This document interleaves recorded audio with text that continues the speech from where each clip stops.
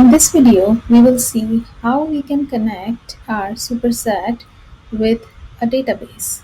In my case, we will be using Postgres database to connect the superset.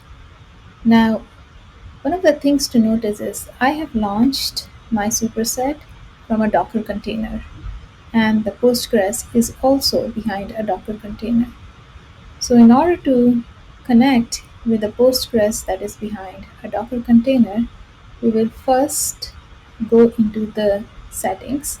So right now, as you can see, I'm in the home page, and I'll go in settings, and over here under data, I'll click on database connections.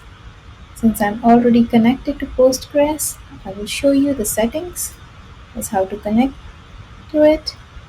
Under the host, instead of writing localhost, we will be writing host.docker.internal. We'll give the port, which is usually 5432 for Postgres.